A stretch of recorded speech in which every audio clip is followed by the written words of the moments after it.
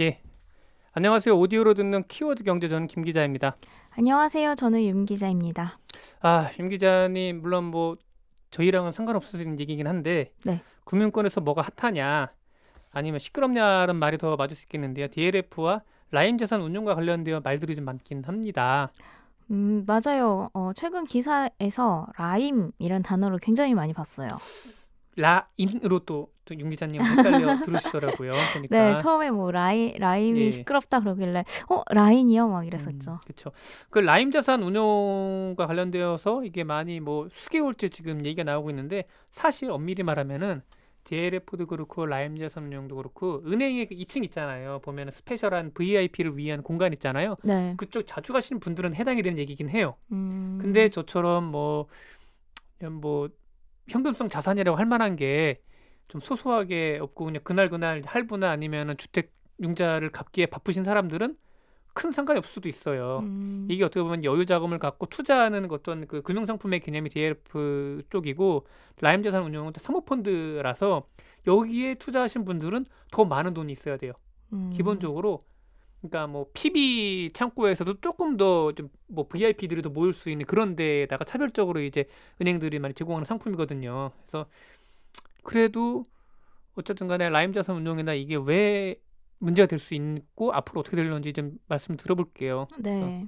뭐 예적금은 떼일 일이 없으니까 여러분들 크게 걱정할 필요 없긴 한데 금리가 낮다 보니까 이 금리를 조금 더 벌충을 하고 수익률을 높이기 위해서 하나의 좀 부자 자산가들이 생각하다 보니까 DLF랑 라임 자산 운용에 투자를 하신 거였거든요. 음, 예, 그래서 오늘은 이 부분에 대해서 좀 말씀을 들어보도록 하겠습니다.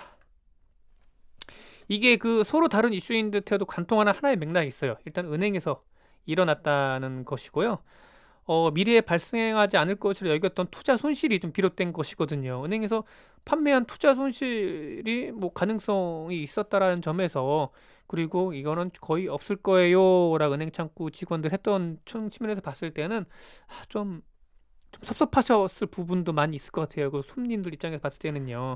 그렇죠. 판매할 때는 손실 가능성을 거의 얘기를 언급하지 않다가 예. 막상 이제 운용하다 보니까 손실이 나면 좀 그렇죠. 그렇죠. DLF는 일전에도 DLS와 관련돼서 얘기를 좀 한 적이 있는데 여기 윤 기자님이 또 소개를 해주셨죠 그때요. 네. 이게 어떤 거고 왜 문제가 됐는지 말씀해 주셨는데 아주 쉽게 말씀드리자면 이건 뭐 주가나 주가지수 혹은 채권 수익률 등의 실물 자산의 기초를 수익을 해서 기초로 해서 수익을 준 파생 결합 상품이라고 볼 수 있어요. 이게 파생 결합 증권을 펀드로 묶으면 DLF가 되는 것이고요. 여기에 많은 자산들의 지수 연계돼 있습니다. 만약에 DLF 같은 경우에 만약에 5%의 손해가 난다거나 하면은 그러니까 펀드 상품이니까 여러 가지의 그 금융 상품이 모여 있는 거겠죠. 이를 벌충하거나 손해를 줄여줘 위험 회피 상품 다시 말하면 해치 상품이 들어 있어서 그 손해율을 줄여줄 수 있도록 그 설계가 좀 돼 있긴 해요. 좀 쉽게 말씀드리자면은 달러와 금은 서로 반대로 움직이잖아요. 예를 들면 달러 값이 막 오른다. 그러면 반대로 금값이 떨어진다. 다시 말하면 달러 값이 막 떨어져 손해를 볼 수 있게 될 때 금값이 올라서 이걸 벌충하거나 오히려 약간의 수익을 더 낼 수 있게 해 줍니다. 어떻게 보면 DLF보다도 이건 라임 자산 운용에 그 팔았던 그 상품과 더 관련성이 있고 있긴 하거든요. 네. DLF는 엄밀히 말해서 ETF처럼 지수의 변동이 움직인다고 하면은 라임 자산 운용은 사모펀드에서 49명, 49명의 이 조그만 단체를 만들어요. 그리고 여기서 이제 최소 1억 정도를 가지고 오셔야 돼요. 음. 이번에 그러니까 작년에 한창 시끄러웠던 그 조국 뭐 펀드, 예 사모펀드, 사모펀드 사모펀드. 그것도 네. 여기 이 맥락에서 나온 거긴 한데 그래서 한 3억 정도 가지고 오시거나 뭐 이렇게 해요. 그래서 은행 창구에서 그러니까 사모펀드에서 이런 상품을 만들었어요. 저희 채권을 뭐 투자를 하는 사모펀드입니다. 그럼 49명 모을게요. 그럼 그런 그 어떤 제안서 같은 걸 만들어 놓고 이거를 갖고 뭐 증권사나 뭐 은행 창구 같은 판매사로 가져가는 거예요. 그런 다음에 여기서 팝니다. 그러니까 음. 물론 은행도 어느 정도의 검증을 하고 파는 건데 그 문제는 뭐냐면 아까 말씀드렸다시피 그 제한된 이 자산을 갖고 그다음 해지를 할 수 있는 자산을 좀 적당히 버무려 넣어야 되는데 위험 자산이 좀 높았고 그거에 대한 자산 수익률이 낮았기 때문에 게다가 라임 자산 운용 같은 경우에는 펀드 돌려막기 있잖아요. 이런 돌려막기 식으로 좀 모럴 해저드적인 성격의 일을 좀 벌였기 때문에 음. 많이 좀 이 부실화가 됐죠. 좀 다시 좀 돌아와서요. 이런 위험 회피 정도를 높이면 안전형 상품이 되고 좀 손해를 보더라도 더 높은 수익률을 보겠다면 모험형이나 공격형 상품이 될 수 있습니다. 이거는 고객 성향이나 뭐 따라 달라질 수 있고요. 개인이 펀드에 투자를 해서 이득이 보거나 손해를 보면 그거는 개인의 책임이 되죠. 근데 사실 사모펀드라는 것 자체가 49명 이 자산가들이 4% 5%의 수익률을 보시기 위해서 모였다고 보기에는 좀 쉽지 않을 수도 있어요. 네. 왜냐하면은 이분들은 자산이 있고 약간 헤지펀드의 성격이 있다 보니까 더 많은 수익률을 추구할 수밖에 없는 구조적인 그게 있거든요. 그러다 보니까 조금 더 이제 위험 회피보다도 위험 자산에 투자할 수밖에 없는 거죠. 음. 그래서 이게 투자 운용이 잘 된다. 그럼 수익이 엄청 많이 나오는 거고 10% 20%볼 수 있는 거고 안 된다. 그러면 손해를 왕창 보는 구조가 되는 거겠죠. 근데 공모펀드라고 하잖아요. 여러분 뭐 윤 기자님 같은 경우에도 뭐 모바일로 따다닥 보셨는데 은행 못 쓰시나요, 윤 기자님은? 저는 최근에 신한은행 자주 그렇죠. 씁니다. 저도 신한 마이솔인가 솔 쓰는데 거기 네. 보면은 이게 펀드 상품으로 해가지고 이게 추천하는 게 있어요. 그래서 제가 네. 펀드도 사기도 하고 팔기도 하는데 거기는 펀드가 공모펀드라고 하시면 돼요. 음. 누구나 참여할 수 있는 오픈형 펀드라서 네. 거기에 있는 펀드 매니저가 이제 윤 기자님 10만 원 부었다 그러면 윤 기자님 같은 분들이 10,000명이 모였다. 그럼 10,000명 10만 원씩 모았으면 10억이 되는 거잖아요. 네. 그 돈을 갖고 굴리는 거고 사모펀드는 49명 정도 그 이하의 사람들이 모여서 1억, 3억, 뭐 10억, 뭐 20억 이렇게 돈을 모아서 돈을 굴려서 만드는 거고. 그래서 아무래도 기존의 사모펀드 같은 경우에는 뭐 M&A가 많이 있었는데 예를 들어 MBK가 대표적인 경우가 되겠죠. 네. 근데 최근에는 좀 그 규제가 좀 많이 완화가 되면서 좀 사모펀드에 대한 투자가 많이 늘긴 했대요. 예. 일단은 DLF도 사실은 고위험 상품은 아니었다고 하죠. 네, 맞아요. 이게 손실이 나는 그 확률이 그렇게 높지는 않았던, 대부분 손실이 나지 않았던 그런 상품 중에 하나, 파생 상품 중 하나였는데, 이게 손실이 나기 시작하면은 원금 소실 가능성도 있는 그런 파생 상품이었죠. 예. 그래서 그런 점 봤을 때 은행 입장에서 봤을 때 DLF는 약간 좀 억울할 수도 있을 것 같기도 해요. 이게 불안전 판매라고 하죠. 네. 고객님들한테 제대로 된 설명을 안 하고 아이 고객님 이거 받으시면 원금 손실 별로 없어요라고 말하고 그게 마이너스 될 수 있다라는 걸 말하지 않거나 그거를 좀 부정확하게 했으면 그게 좀 아쉬운 부분이 있긴 하는데 진짜 독일 국채 수익률이 그렇게 쑥 떨어질지 누가 알았습니까? 네. 뭐 이후에 얘기는 하겠지만 독일 국채가 왜 그렇게 움직일 수밖에 없는지에 대한 경기 상황도 분명히 있긴 해요. 네, 확실히 불안전 판매했다는 부분은 잘못하기는 했죠. 예, 그렇죠. 네. 뭐 라임 자산 운용은 업력이 짧고 일단 금융 규제를 덜 받는 사모펀드라서 그 내부에서 어떤 투자를 해도 외부에서는 몰라요. 실제로 뭐 은행 창구의 WM이나 그 뭐 이런 그 은행 분들 얘기를 좀 들어보면은 잘 보고를 못 받는데요. 그리고 너무나 많은 사모펀드에서 만들어낸 펀드 상품이 있다 보니까 하나의 개별적인 이 상품의 위험도를 좀 이렇게 좀 회피하거나 측정하기가 쉽지 않다고 하더라고요. 게다가 또 뭐 이게 본의 아니게 고위험 상품이 될 수도 있는 거고 왜냐면 그 안에 있는 돈을 굴리는 사람들의 의도에 따라 달라질 수 있으니까요. 게다가 우리나라에서는 이런 헤지펀드류의 사모단체가 나와서 활동한 역사가 매우 짧아요. 참고로 헤지펀드 같은 경우에는 그냥 뭐 물불 안 가리고 막 투자를 해서 공격적 투자를 해서 막 수익을 올리는 구조가 되는 게 되겠죠. 그쵸. 목표가 수익률이니까. 그러니까 그렇죠. 좀 자본주의에서 자본주의 사회에 당연한 거긴 한데 사악하다 아니면은 뭐 여러 뭐 개미들을 울려도 냉혹하게 이제 수익률을 올리기 위한 이렇게 많이 이렇게 하죠. 이런 헤지펀드가 미국이나 영국 등 금융 선진국의 헤지펀드처럼 고도화된 금융공학적 노하우를 갖고 있는 것도 아니에요. 우리나라 같은 경우에는. 그다음 유럽 같은 경우에는 로스차일드처럼 이미 1600년대부터 투자 운용을 해온 데가 있어요. 이런 데 같은 경우에는 어떻게 투자 운용을 하냐? 전쟁 날 것 같은 뭐 그런 위기 상황에 있으면 적절한 투자를 안배를 한다거나 그거 뭐죠? 바람과 함께 사라지다의 영화에서 보면은 제가 인상적인 대사가 하나가 있긴 하는데 전쟁이나 재난은 가난한 사람도 가난하게 만들지만은 부자들은 더 부자로 만든다고 해요. 네, 그렇죠. 예, 물론 그 와중에 파산하는 부자도 많긴 하지만 그렇죠. 네. 뭐 조지 소로스의 퀀텀 펀드 등은 뭐 다양한 환투기를 통해서 엄청난 수익을 올렸었죠. 그렇죠. 반면에 우리나라 헤지펀드라고 하는 사모펀드는 운용 금액 자체가 해외와 비교하면 작고 역사도 짧아요. 라임 자산 운용 같은 경우에도 역사가 짧은 펀드에 매우 짧은 펀드에 들어갑니다. 그리고 투자할 수 있는 상품의 다양성도 해외 헤지펀드와 비교하면 무척이나 적죠. 네. 이런 상황에서 라임 자산 운용에 대한 지나친 기대 심리가 높았어요. 신생 펀드다라고 해서 좀 기대가 높았던 것 같아요. 예, 그러니까 높은 수익률을 안겨준다고 하니까 또 네. 초반에도 가능했거든. 그게 또 괜찮았었고. 네. 근데 어떻게 보면 이게 폰지 사기식으로 돌려막기식으로 했었을 수도 있는 거고, 물론 그게 이게 지금 현재 문제가 되고 있어가지고 좀 난리가 난 상황이긴 하지만은 아무튼 그렇습니다. 만약에 라임 자산 운용이 꾸준하게 수익을 냈다면 어땠을까요? 이게 자연스럽게 뭐 수익률을 높이기 위한 뭐 무리수를 뭐 둘 수밖에 없긴 한데, 그게 만약에 좋은 결과로 나타났으면은 아마 경제지에서 역시 한국경 헤지펀드 최고야 뭐 이런 식의 기사가 났겠죠. 네. 지금 뭐 참고사 말씀드리자면은 뭐 우리나라 굴제 경제지들이 요 사태를 놔도 약간 미묘한 뉘앙스와 입장의 차이가 좀 있긴 해요. 한 매체는 예전에 라임 자산 운용에 열렬히 밀었던 거고, 네. 근데 그러다가 이 라임 자산이 안 되니까 그 거기 경쟁사 되는 이 경제지가 열심히 또 라임 자산 까고 있어요. 또. 예. 또 게다가 또 라임 자산이 또 문제가 됐던 것 중에 하나가 레버리지라고 하잖아요. 네. 증권사가 물주가 돼서, 그러니까 즉 운영할 수 있는 자금을 또 빌려주는 거예요.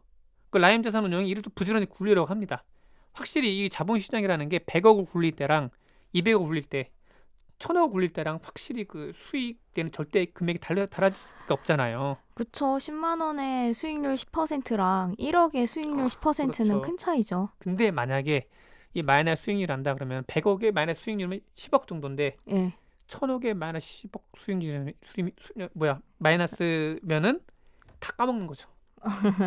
그쵸. 예, 이게 문제가 되는 거예요, 지금요. 예, 라임 자산 운용 같은 경우는 이런 식의 남의 돈을 갖고 와서 운영하는 경우가 참 많은데, 그런데 문제는 이름난 펀드가 이런 수많은 투자자들 앞다퉈 내 돈으로 수익을 내주세요라고 달려오겠지만은 라임 자산 운용은 그러지 못했다는 점이죠. 당연히 불리한 조건으로 그 증권사로부터 돈을 빌려와서 크게 투자를 한 수밖에 없었고, 이게 왜 그러냐면은 라임 자산 운용은 업력이 짧아요. 그리고 얘네들은 어쨌든 간 높은 수익률을 내야 돼요. 네. 그러기 위해서는 많은 돈을 굴려야 돼요. 근데 고객들이 맡겨놓은 돈만으로는 굴리기가 쉽지가 않아요. 네. 그래서 증권사한테 손을 빌리는 거예요.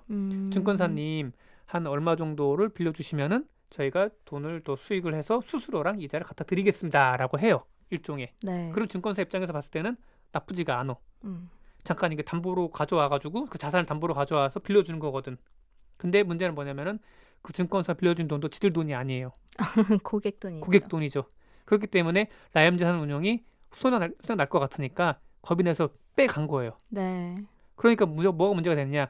기존에 라임 자산 운용이 그 펀드에 투자했던 사람들 손해를 보는 거예요. 원금을 못 받게 되는 상황이 된 거예요.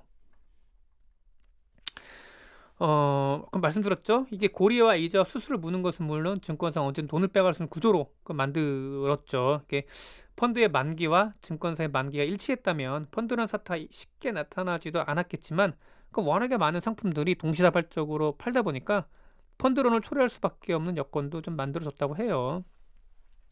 여기서 좀 말씀드리고 싶은 것 중 하나가, 라임 자산 운용과 DLF 사태를 관통하는 또 하나가 또 있어요.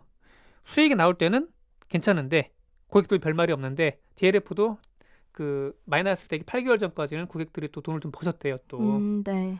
근데 손실이 나니까 걷잡을 수 없게 되는 거예요. 그런데 사실 이런 거는 투자업계에서는 있을 수 있는 일이에요. 어차피 요 판이 서로가 서로의 돈을 갖고 따먹기를 하는 카지노판 같은 것이다 보니까 또 지수의 움직임은 주사위 같은 것이 되는 거죠.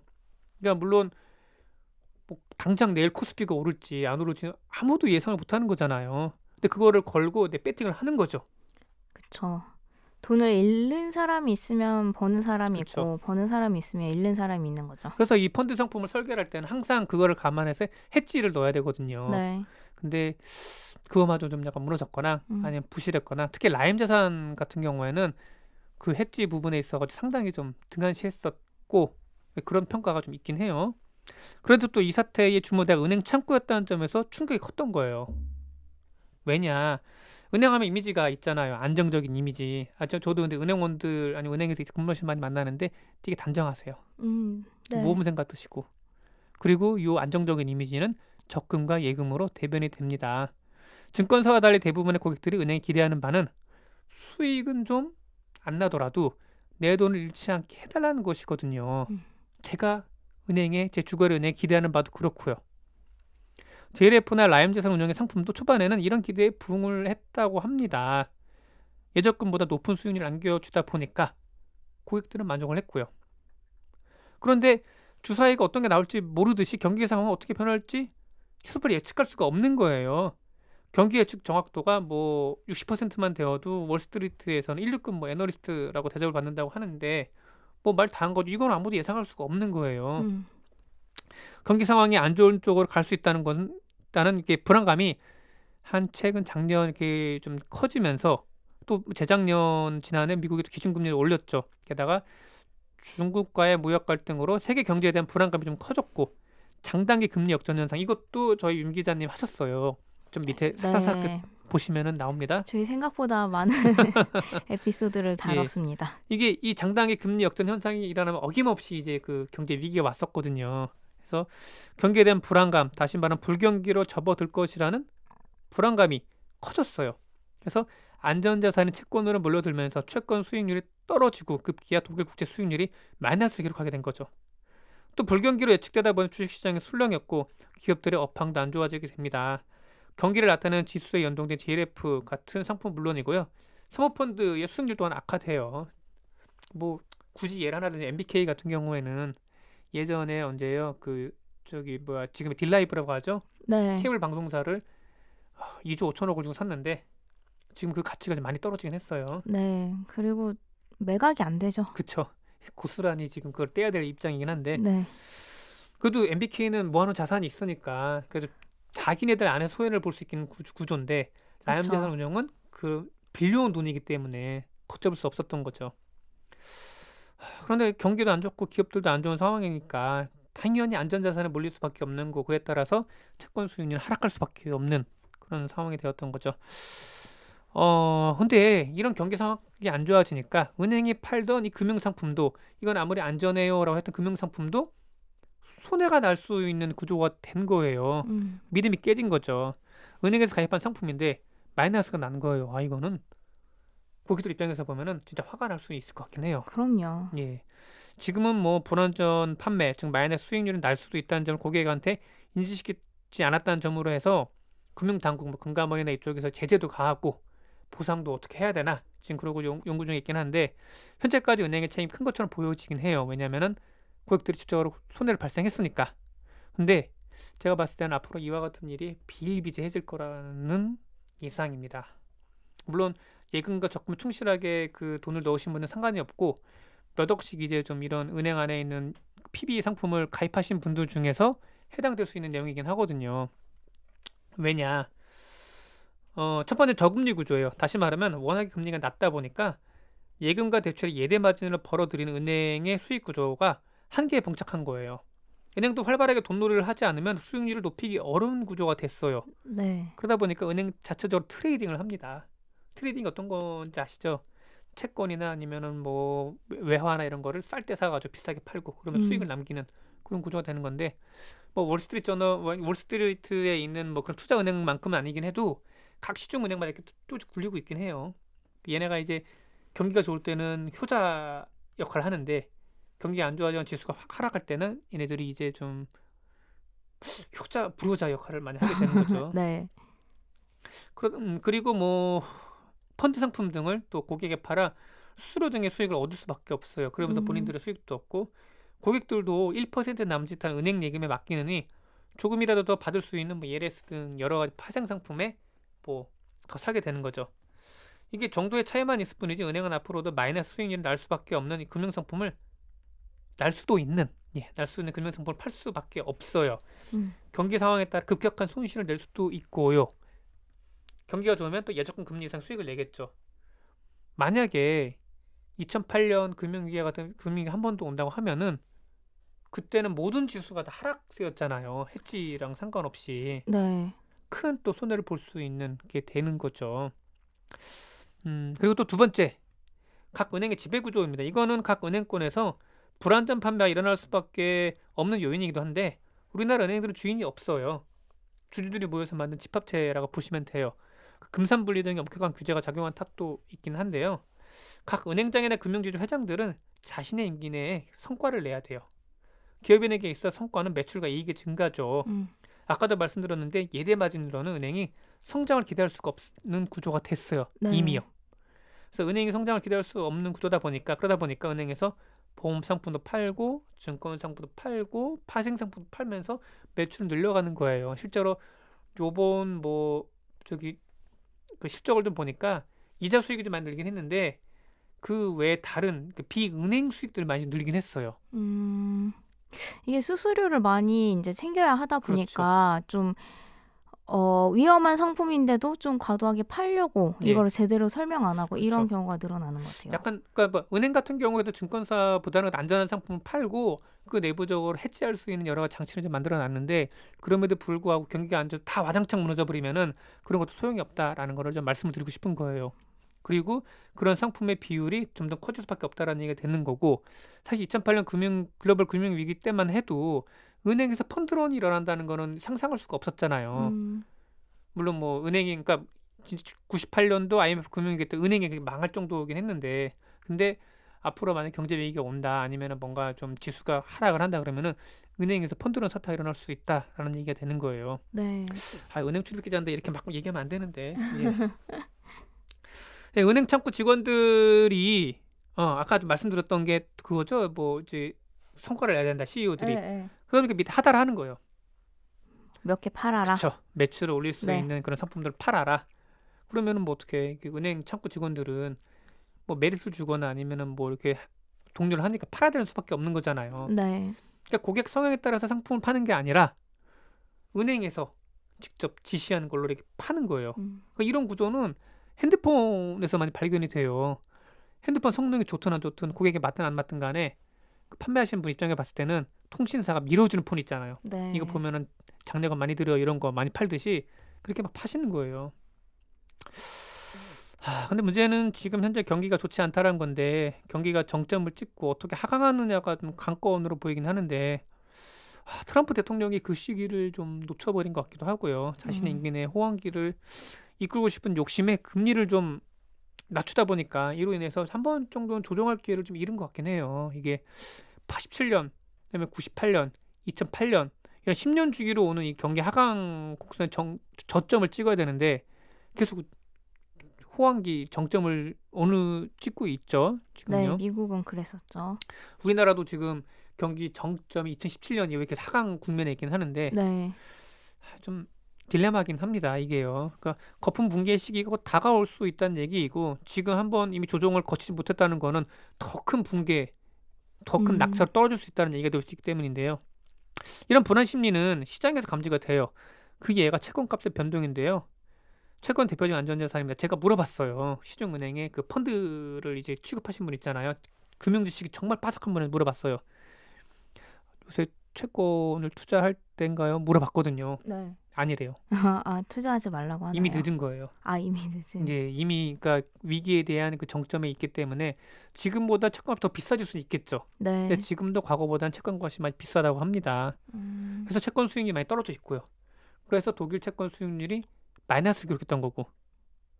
그래서 뭐 되레 해외 주식을 사라는 얘기가 그래서 좀 나오고 있더라고요. 이미 시장에서는 경기 하락을 예상하고 있고요. 은행에서는 아무리 안전한 상품이라고 팔아도 경기가 위기일 때는 똑같이 다 안 좋아질 수밖에 없어요. 그 마이너스의 정도가 어느 정도 차이가 나냐 이것뿐인 거죠. 그럼 우리는 어떻게 해야 하나? 저는 어떻게 뭐 말을 못 하겠어요. 제 상황도 안 좋아질 것 같은데 되면은. 근데 한 가지 말씀드리고 싶은 거는 은행에서 파는 상품도 안전한 게 아니라는 거를 좀 보시고 그리고 되도록이면은 정부 당국 규제를 받는 공모펀드 상품을 좀 사고 최대한 위험이 분산된 것을 사라고 좀 교과서적으로 말씀 좀 드릴 수 있을 것 같아요. 네. 좀 반드시 본인이 아는 상품에 대해서 투자를 하시는 거를 그래도 좀 조언을 드리고 예. 싶어요. 막 그때 이제 한때 DLS 이제 난리가 났을 때 DLS가 뭔지 잘 모르면서 다들 DLS 상품에 투자를 하셨었더라고요. 예. DLS가 어떤 건지 이게 뭐 독일 국채는 그래도 어떻게 수익률이 오르고 내리고 이 정도의 원리는 좀 아셨으면은 아마 좀 투자를 할 때 많은 고민을 하셨을 것 같은데 사실 이러한 고민을 이제 잘 모르시고 이렇게 투자를 하실 경우 더 큰 손해를 볼 수도 있고 그렇죠. 또 은행원이 하는 말을 그냥 그대로 믿게 되는 경우도 있기 때문에 좀 반드시 본인이 공부도 해야 되고 많이 알고 이렇게 투자를 하시는 게 좋을 것 같습니다. 예.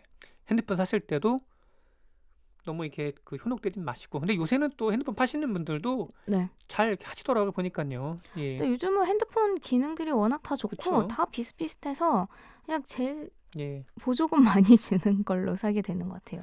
저는 아직도 예전에 아이폰 사러 이렇게 갔거든요. 2010년도에, 네. 2009년도에 아이폰 사야지 마음까지 먹고 이제 갔는데 거기 핸드폰 파시는 분이 강력하게 이거 사라. 강력하게 말씀하셔가지고 아이폰을 못 사셨군요. 예, 그때 샀던 게 옴니아 2를 샀죠. 음, 1년 6개월 동안 욕을 많이 했어요. 네, 안타깝습니다. 예, 그랬던 기억이 있어가지고요. 네, 저희 오늘 녹음한 곳은 네이버 파트너스퀘어 홍대점이었고요. 네. 네. 여러분들 이제 그만 이용해 좋을 것 같아요. 예. 어디 네이버 어디를요? 파트너스가 너무 좋아가지고 사람들이 많이 몰리다 보니까 그래서 저희가 예약하기가 쉽지가 않은데 네. 예, 그냥 그 팟빵 스튜디오 있고 하니까 거기 많이 쓰세요. 예, 안 알겠죠? 돼요. 저희 지금 네이버 스튜디오 쓰고 있는데. 예, 네. 알겠습니다. 하여튼 여기까지는 마치고 은행도 오늘의 골자는 그거예요. 앞으로 DLF와 라인 뭐 자산운용 여러 가지 금융사고가 있긴 하는데 앞으로는 그 금융사고가 더 빈번할 수 있고 어떻게 보면 이게 지금 시작일 수 있다. 그거는 은행이라고 해도 다를 게 없다. 요 말씀 좀 드리고 싶어요. 네. 오늘 여기서 마치도록 하겠습니다. 네, 감사합니다. 감사합니다.